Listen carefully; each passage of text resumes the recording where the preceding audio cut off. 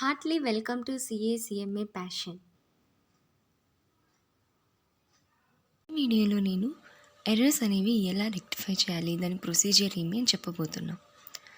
One sided error అయితే ఎలా చేయాలి, టూ సైడెడ్ ఎర్రర్ అయితే ఎలా చేయాలి, అదే బిఫోర్ ట్రయల్ బ్యాలెన్స్ అయితే ఏ విధంగా మనం ట్రీట్మెంట్ ఇవ్వాలి, ఆఫ్టర్ ట్రయల్ బ్యాలెన్స్ ఎలా ఇవ్వాలి, ఆఫ్టర్ ఫైనల్ అకౌంట్స్ ఎలా వేయాలి. వన్ సైడెడ్ ఎర్రర్ అంటే ట్రయల్ బ్యాలెన్స్ అనేది టాలీ అవ్వదు. అవి ఏవి వస్తాయి? Partial omission, posting, casting, carry forwarding.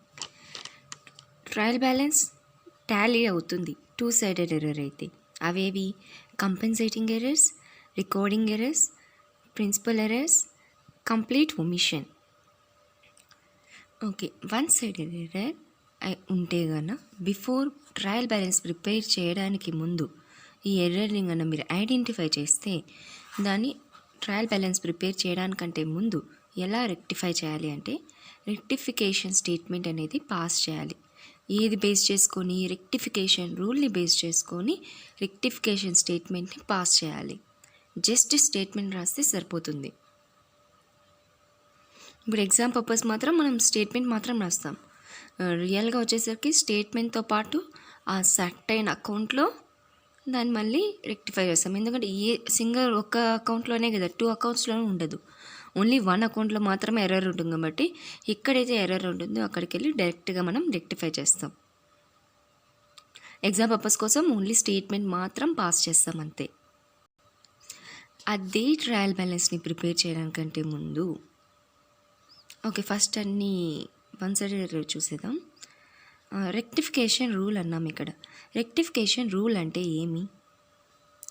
ఇదే అంటే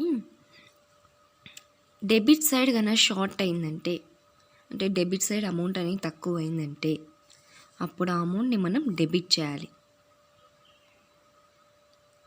ఓకే, రెక్టిఫికేషన్ రూల్ అంటే ఆ అమౌంట్ని మనం డెబిట్ చేయాలి. Suppose sales account is short by 100 rupees అందాం. అప్పుడు ఏం చేయాలి? By sales account should be credited. ఎందుకు క్రెడిటెడ్ అన్నాను? సేల్స్ అకౌంట్ అనేది ఏ బ్యాలెన్స్ ఉంటుంది చెప్పండి? సేల్స్ అకౌంట్ అనేది ఏ బ్యాలెన్స్ ఉంటుంది? Credit balance. సేల్స్ అకౌంట్ అనేది క్రెడిట్ బ్యాలెన్స్ ఉంటుంది. సో సేల్స్ అకౌంట్ కన్నా షార్ట్ అయితే అప్పుడు మనం ఏం చేయాలా? క్రెడిట్ బ్యాలెన్స్, క్రెడిట్ సైడే కదా షార్ట్ అయిండేది. Short credit. సేల్స్ షార్ట్ అంటే ఏమి? Short credit. Credit side short అయింది, క్రెడిట్ సైడ్ తక్కువ అయింది అమౌంట్. సో మనం ఏం చేయాలి? క్రెడిట్ చేయాలి. ఓకే, అలాగే డెబిట్ సైడ్ ఎక్సెస్ అయింది. ఎక్సెస్ అంటే ఏమి? ఎక్కువ నోట్ చేసేస్తాం. అప్పుడు ఏం చేయాలి? క్రెడిట్ చేయాలి. క్రెడిట్ సైడ్ ఎక్సెస్ అనేది క్రెడిట్ సైడ్ ఎక్సెస్ అయింది. అప్పుడు ఏం చేయాలి? డెబిట్ చేయాలి. ఎంత అయితే అమౌంట్ ఎక్సెస్ అవుతుందో అంత అమౌంట్ని ఇక్కడ మనం ట్రీట్మెంట్లో చూపిస్తాం. షార్ట్ డెబిట్ బై 100 అంటే డెబిట్ చేయాలి. ఎందుకు? తక్కువైంది కాబట్టి ఇప్పుడు మళ్ళీ మనం రాస్తాం కాబట్టి డెబిట్. ఓకే, ఇంకా అసెట్ కానీ ఎక్స్పెన్స్ కానీ అయితే కన్నా డెబిట్ బ్యాలెన్స్ ఉంటాయి. అంటే ఇక్కడ debit balance short, credit balance short అన్న. ఏవి డెబిట్కి వస్తాయి, ఏవి క్రెడిట్కి వస్తాయి అని చెప్తున్నా. ఏవి డెబిట్కి వస్తాయి? డెబిట్ బ్యాలెన్స్ అంటున్నాం, క్రెడిట్ బ్యాలెన్స్ అంటాం. ఏవి డెబిట్, ఏవి క్రెడిట్? అసెట్ కానీ ఎక్స్పెన్స్ కానీ ఉంటే డెబిట్ బ్యాలెన్స్.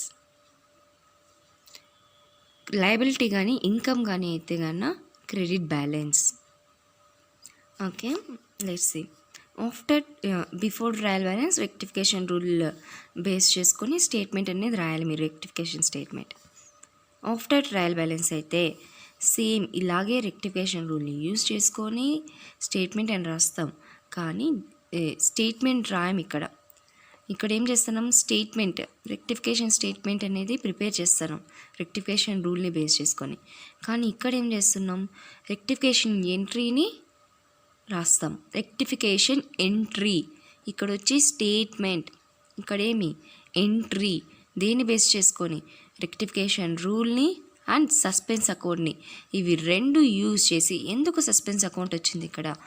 ఎందుకంటే మనకి ఇక్కడ వన్ సైడెడ్ ఎర్రర్, అంటే ఏదో డెబిట్ కానీ క్రెడిట్ కానీ ఒక్క ఆస్పెక్టే ఎర్రర్ అయి ఉంటుంది. సో ఒక్కటి మాత్రం రెక్టిఫై చేసి ఇంకో అదర్ ఏదైనా maybe debit or either credit అట్లా మనం దేని సపోర్ట్ తీసుకుంటామంటే సస్పెన్స్ అకౌంట్ సపోర్ట్ అనేది తీసుకుంటాం. అదే after preparation of final accounts అయితే ఇక్కడ ఆఫ్టర్ ట్రయల్ బ్యాలెన్స్ అంటే before final accounts only. Okay, after final accounts rectification entry is made by using rectification rule, suspense account and pandal adjustment. ఈ pandal adjustment అనేది ఎక్కడ పడతాం? ఓన్లీ నామినల్ ఎక్స్పెన్సెస్ ఉంటాయి చూడండి, వాటి బదులు నామినల్ ఎక్స్పెన్సెస్ బదులు పెండల్ అడ్జస్ట్మెంట్ తీసుకుంటాం.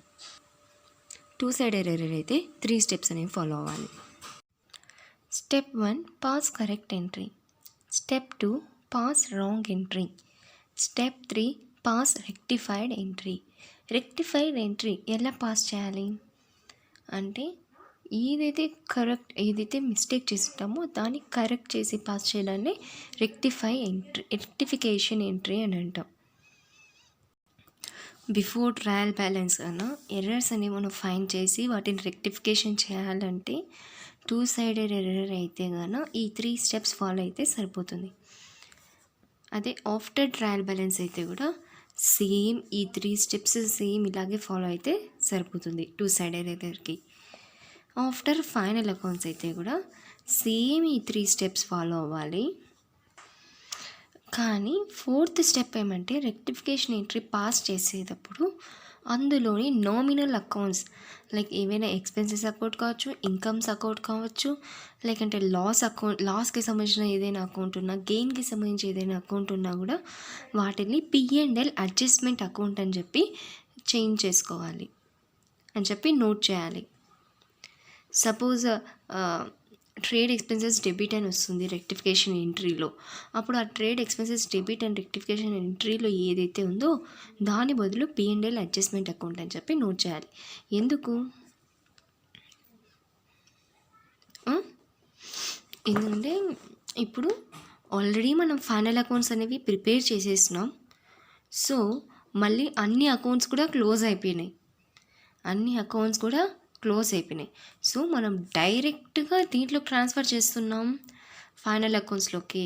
ట్రేడింగ్ అండ్ P&L అకౌంట్ చేస్తాం కదా, అప్పుడు మళ్ళీ P&L అడ్జస్ట్మెంట్ మేము ప్రిపేర్ చేస్తాం కదా, ఏమైనా మర్చిపోయింటే ఏమైనా మిస్టేక్స్ ఉంటే అవన్నీ యాడ్ చేయడానికి P&L అడ్జస్ట్మెంట్ అని ప్రిపేర్ చేసి దాంట్లో నుంచి ట్రాన్స్ఫర్ చేసుకుంటాం ప్రాఫిట్ కానీ లాస్ కానీ. మళ్ళీ ఇప్పుడు ఇక్కడ సస్పెన్స్ అకౌంట్ తీసుకున్నాం మనము కదా, ఎందుకు ఇక్కడ సస్పెన్స్ అకౌంట్ వచ్చింది? వన్ సైడ్ ఉంది, ఇంకో సైడ్ లేదు కాబట్టి సస్పెన్స్ రాసుకున్నామా? యా, కానీ 2 సైడ్ ఎర్రర్ ఏమంటే మెయిన్ ఇక్కడ మనం ట్రయల్ బ్యాలెన్స్ అనేది ప్రిపేర్ చేసేసినాం ఆల్రెడీ. ఓకే, ట్రయల్ బ్యాలెన్సెస్లో డిఫరెన్స్ బ్యాలెన్స్ అనేది వచ్చి ఉంటుంది. ఈ వన్ సైడ్ ఎర్రర్ వల్ల బ్యాలెన్స్ అనేది డెబిట్ బ్యాలెన్స్కి క్రెడిట్ బ్యాలెన్స్ టోటల్ సేమ్ రాకుండా డిఫరెంట్ అనేది వచ్చి ఉంటుంది. ఆ డిఫరెంట్ వచ్చినప్పుడు మనం ఏం చేసి ఉంటాము, ఆ డిఫరెన్స్ బ్యాలెన్స్ని సస్పెన్స్ అకౌంట్కి ట్రాన్స్ఫర్ చేసి ఉంటాము. సో ఆ సస్పెన్స్ అకౌంట్ బ్యాలెన్స్ని మనం ఏం చేస్తాం, మళ్ళీ వాళ్ళ డెబిట్ సైడ్ ఎక్కువ ఉంటే కన్నా బ్యాలెన్స్ షీట్లో అసెట్ సైడ్ రాస్తాం. క్రెడిట్ సైడ్ వచ్చిందంటే కన్నా సస్పెన్స్ అకౌంట్ బ్యాలెన్స్ అనేది దాని ఇటు సైడ్ రాస్తాం, లయబిలిటీ సైడ్ రాస్తాం. క్రెడిట్ బ్యాలెన్స్ ఉంటే కన్నా సస్పెన్స్ అకౌంట్ అలాగే. అందుకని ఇక్కడ మనం సస్పెన్స్ అకౌంట్ సపోర్ట్ తీసుకున్నాం. అది మళ్ళీ ఇక్కడ వచ్చేసరికి ఎందుకు మళ్ళీ P&L అడ్జస్ట్మెంట్, ఎందుకంటే ఇక్కడ మళ్ళీ నామినల్ అకౌంట్స్ ఉంటాయి. సో ఆ నామినల్ అకౌంట్స్ అన్నీ కూడా ఆల్రెడీ మనం ఫైనల్ అకౌంట్స్ ప్రిపేర్ చేసేసినాం. అన్ని అకౌంట్స్ కూడా బ్యాలెన్సెస్ అన్నీ కూడా క్లోజ్ అయిపోయి ఉంటాయి. సో అందుకనేసి మనం ఏం చేస్తాం, P&L అడ్జస్ట్మెంట్ అని చెప్పి ప్రిపేర్ చేస్తాం. సో డైరెక్ట్గా దాంట్లోనే నోట్ చేసేస్తాం. అందుకని చెప్పేసి ఇక్కడ మనం P&L అడ్జస్ట్మెంట్ అని చేంజ్ చేసుకుంటాం నామినల్ అకౌంట్స్ ఏ వచ్చినా. మరి రియల్ పర్సనల్ గురించి ఏం రాస్తామని అంటున్నారా? నో, బ్యాలెన్స్ షీట్లో మనం అవన్నీ యాడ్ చేసుకోవచ్చు. మళ్ళీ ఎందుకు అవన్నీ బ్యాలెన్స్ షీట్లో వస్తాయి కనుక అవన్నీ డైరెక్ట్గా మనం బ్యాలెన్స్ షీట్లో ఏం రాస్తాం, సపరేట్ అకౌంట్. బ్యాలెన్స్ షీట్ అనేది అకౌంటా? No, it's a statement. ఆ స్టేట్మెంట్ ప్రిపేర్ చేసే వరకు అకౌంట్స్ అన్నీ కూడా ఓపెన్లోనే ఉంటాయి, క్లోజ్ అవ్వవు. So no problem, we can add it again. Let's summarize. One-sided error and two-sided error. One-sided error ఏదైనా ఉంటే కన్నా ఒక సైడ్ ఏదైనా ఎర్రర్ ఉంటే ట్రయల్ బ్యాలెన్స్ అనేది టాలీ అవ్వదు. అవి ఏవేవి వస్తాయంటే partial omission, posting, casting, carry forwarding. Two sided error అయితే కన్నా ట్రయల్ బ్యాలెన్స్ అనేది టాలీ అవుతుంది. అవి ఏవి కంపెన్సేటింగ్ ఎర్రర్స్ కావచ్చు, లేదంటే రికార్డింగ్ ఎర్రర్స్ అంటే రికార్డింగ్ చేసేటప్పుడు ఏమైనా ఎర్రర్స్, లేదంటే ప్రిన్సిపల్ ఎర్రర్స్ కానీ, లేకంటే ఏమైనా ఒమిటెడ్ ఎర్రర్స్ కానీ ఏమైనా ఉంటే కనుక ట్రయల్ బ్యాలెన్స్ అనేది టాలీ అవుతుంది. వీటిని మనం టూ సైడెడ్ ఎర్రర్ అంటాం. ఈ ఎర్రర్స్ని రెక్టిఫికేషన్ చేసే ప్రొసీజర్ ఎలా? బిఫోర్ ట్రయల్ బ్యాలెన్స్ అయితే కనుక స్టేట్మెంట్ని రెక్టిఫికేషన్ స్టేట్మెంట్ ప్రిపేర్ చేయాలి. రెక్టిఫికేషన్ రూల్ని బేస్ చేసుకొని, రెక్టిఫికేషన్ రూల్ ఏమి, డెబిట్ ఒకవేళ తక్కువ అయితే కనుక డెబిట్ చేయాలా, ఒకవేళ క్రెడిట్ కన్నా తక్కువ అయితే కనుక క్రెడిట్ చేయాలి.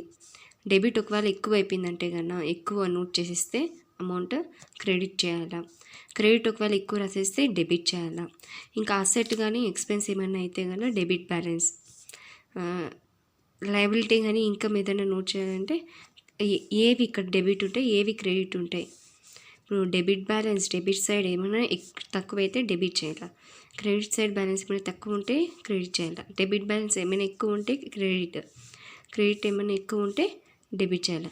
ఏవి డెబిట్ ఏవి క్రెడిట్, అసెట్ ఎక్స్పెన్స్ అయితే డెబిట్, లయబిలిటీ ఇన్కమ్ అయితే క్రెడిట్. అదే after preparation of trial balance అయితే కనుక రెక్టిఫికేషన్ రూల్ బేస్ చేసుకొని ఎంట్రీ పాస్ చేయాలా. రెక్టిఫికేషన్ ఎంట్రీ ఏది సపోర్ట్ తీసుకొని, మనకు ఒక సైడే కదా ఉండేది, సో అదర్ సైడ్కి మనం సస్పెన్స్ అకౌంట్ అనేది సపోర్ట్ తీసుకుంటాం. ఎందుకు వన్ సైడెడ్ ఎర్రర్ కనుక ఒక అకౌంటే ఎఫెక్ట్ అయి ఉంటుంది. సో మనం ఎంట్రీ పాస్ చేసేటప్పుడు టూ ఆస్పెక్ట్స్ ఉండాలి, డెబిట్ క్రెడిట్. సో ఒకటి ఏదైతే ఉంటుందో దానికి ఆపోజిట్ సైడ్ సస్పెన్స్ అకౌంట్ని సపోర్ట్ తీసుకుంటాం. ఫైనల్ అకౌంట్స్ ప్రిపేర్ చేసేసిన తర్వాత రెక్టిఫికేషన్ చేయాలంటే రెక్టిఫికేషన్ రూల్ బేస్ చేసుకొని రెక్టిఫికేషన్ ఎంట్రీని పాస్ చేసి మళ్ళీ సస్పెన్స్ అకౌంట్ సపోర్ట్ తీసుకుంటాం. అలాగే P&L అడ్జస్ట్మెంట్, దేనికి నామినల్ అకౌంట్స్ ప్లేస్లో P&L adjustment. Two sided error before trial balance అయితే కనుక pass correct entry, pass wrong entry, pass rectification entry. Rectification ఎంట్రీని ఎలా ప్రిపేర్ చేస్తాం, రెక్టిఫికేషన్ రూల్ని బేస్ చేసుకొని ప్రిపేర్ చేయాలి రెక్టిఫికేషన్ ఎంట్రీని. ఆఫ్టర్ ట్రయల్ బ్యాలెన్స్ అయినా కూడా సేమ్ 3 స్టెప్స్ ఫాలో అవుతాం రెక్టిఫై చేయడానికి. ఆఫ్టర్ ఫైనల్ అకౌంట్స్ అయితే సేమ్ 3 స్టెప్స్ ఫాలో అవుతాము, కానీ నామినల్ అకౌంట్స్ ప్లేసెస్లో P&L అడ్జస్ట్మెంట్ అకౌంట్ని నోట్ చేస్తాము అంతే. This is the procedure to rectify the errors which are committed earlier. Thanks for watching the video. మీకు కనుక నా వీడియో నచ్చినట్లయితే లైక్ చేయండి, షేర్ చేయండి, కామెంట్ చేయండి. మరికొన్ని వీడియోల కోసం సబ్స్క్రైబ్ చేసుకోండి.